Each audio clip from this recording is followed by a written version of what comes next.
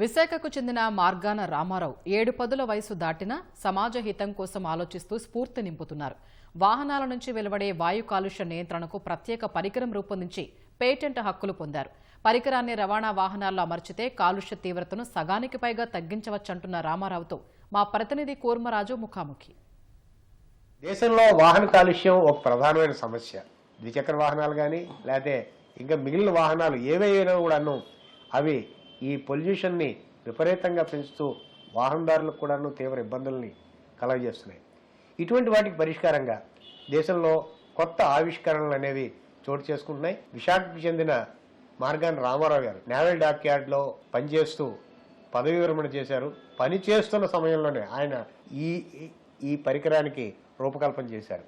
ఈ పరికరం రవాణా వాహనాలకి అమరిస్తే దానివల్ల వచ్చే ప్రయోజనాలు వీటన్నిటినీ కూడాను ఆయన సమర్థంగా నిరూపించగలిగారు. 25 ఏళ్ల క్రితమే నేవల్ డాక్ యార్డ్ దీన్ని గుర్తించి ఆయనకి ప్రత్యేకంగా ఒక పథకాన్ని కూడా అందజేయడం జరిగింది. దీనికి సంబంధించిన విశేషాలు, ఇప్పుడు దీన్ని మళ్ళీ తెర మీదకి తీసుకురావాల్సిన అవసరం ఏంటి, దీన్ని భారత ప్రభుత్వం అందిపుచ్చుకోవాల్సిన అవసరం ఏంటి, ఈ అన్ని విషయాల్ని రామారావు గారిని అడిగి తెలుసుకుందాం. రామారావు గారు నమస్కారం అండి. ఇప్పుడు ఈ పరికరం ఎలా పనిచేస్తుంది, ఎంత ఖర్చు అవుతుంది? ఇంతవరకు భారతదేశంలో కానీ ఇతర దేశాల్లో కానీ పొల్యూషన్లో అంటే ఇంజిన్ నుంచి వచ్చే ఎగ్జాస్ట్ పొల్యూషన్లో ఉన్నది కలెక్ట్ చేసే డివైస్ ఎక్కడా లేదు. తగ్గించడమే మాత్రమే తప్ప గాల్లోకి వదిలేయడమే. కానీ ఇందులో కలెక్ట్ అవుతుందండి. అంటే అంతా కలెక్ట్ అవుతుందో కొంత అవుతుంది, అయితే అది మనకి హార్మ్ఫుల్ కాదు. మనం ఏంటంటే ఇది నీది నాగ్పూర్ వాళ్ళకి పంపితే వాళ్ళు అంటారు ఇందులో 50% పొల్యూషన్ తగ్గుతుంది అయ్యా, ఇప్పుడున్న దేశ పరిస్థితుల్లో 5 to 10% గాని తగ్గితే మనం చాలా హాయిగా బతికియొచ్చు అని వారు చెప్పిన సలహా అండి. ఇది స్లడ్జ్ అండి. ఇది అంటే డ్రై చేసేసిన స్లడ్జ్. ఇది ఇందులో నుంచి కలెక్ట్ అయింది. ఆయిల్, కార్బన్, నైట్రేట్స్, సల్ఫర్ అన్నీ ఉంటాయి ఇందులో. ఈ స్లడ్జ్ లోనే ఇవన్నీ కలెక్ట్ అవుతాయి. అయితే పేటెంట్ వాళ్ళు ఇవ్వటం ఏంటంటే ఫస్ట్ రీజను ఇది లో కాస్ట్ డివైజు. ఎందుకంటే ఇది ఒక లారీకో బస్కి వెళ్ళాలంటే 35,000కి అయిపోద్ది. దీని లైఫ్ అండి మెయింటైన్ చేస్తే 15 సంవత్సరాలు వస్తుంది. ఒక్కసారి డివైజ్ ఒక బండికి వేస్తే మెయింటైన్ చేయకపోతే 10 ఏళ్ళు వస్తుంది. ఇందులో ప్రధానమైన ఇంగ్రీడియంట్స్ ఏముంటాయి? ఇందులో మేము వేసే ఇంగ్రీడియంట్స్ అండి మెయిన్ 3 ఒకటి అందులో షాంపూ ప్యాకెట్ కూడా వేస్తాం. ఎందుకంటే వాటర్లో షాంపూ ఎప్పుడైతే అవుతుందో నొరగలాగా వచ్చేస్తుంది.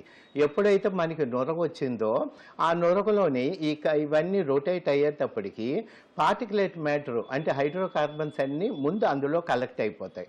సోడియం కలెక్ట్ అవ్వడానికి సోడియం బైకార్బోనేట్ వేస్తాం, సల్ఫర్కి న్యూట్రలైజ్ చేస్తుంది. అలాగే యూరియా వేస్తాను. యూరియా ఏమవుతుందంటే నైట్రేషన్ ని న్యూట్రల్ చేస్తుంది. BS6 థియరీ అదే. BS6 థియరీ అదేనండి. ఇందులో అసలు ఏం కాస్ట్ ఉండదు. మనం వేసే కెమికల్ కాస్ట్ 30 రూపాయలు. 2000 కిలోమీటర్లకి ఒక 3 కేజీలు స్లడ్జ్ వస్తుంది. అది తీసేసుకున్న తర్వాత ఈ కిందన ఈ యూనిట్ కింద ఉందండి, ఈ సంపు ఇక్కడ ఉంటుంది. అది ఓపెన్ చేయగానే అది మొత్తం వచ్చేస్తుంది. రామారావు గారు, ఇప్పుడు పేటెంట్ మీకు ఎప్పుడు వచ్చింది, ఏ రకంగా సాధించారు? పేటెంట్ వచ్చి 6 నెలలు అయిందండి. ఇదేమో నోవెల్ పేటెంట్ ఆఫీస్ అని US బేస్డ్ ఆఫీసు వైజాగ్లోనే ఉంది. 2-3 years పట్టిందండి పేటెంట్ రావడానికి. మా అమ్మాయి కూడా నాతో పాటు కో-అప్లికెంట్ అండి, డాక్టర్ తులసి. మార్గాన రామారావు ఇద్దరికి కలిపి పేటెంట్ వచ్చింది ఈరోజు. ఏ రకంగా ప్రభుత్వం దీన్ని టేకప్ చేయాలంటారు? ఈ పొల్యూషన్ కంట్రోల్ డివైస్ ప్రాక్టికల్గా ఈరోజు ఏ లారీ బస్సుకు దేనికైనా వేయొచ్చు. రిజల్ట్ మనం తీసుకుంటున్నాం. మీరు దీని మీద ఒక కమిటీ వేయండి, చెక్ చేసుకోండి. ఇది బాగుందంటే వెంటనే ఒక ఆర్డర్ వేసి ఒక జీవో తయారు చేసి మన రాష్ట్రంలో ఉన్న బళ్ళు అన్నిటికీ వేయండి. దీన్ని వేయటం వల్ల మనకి రాబోయే రోజుల్లో పొల్యూషన్ అన్నది బాగా తగ్గుతుంది.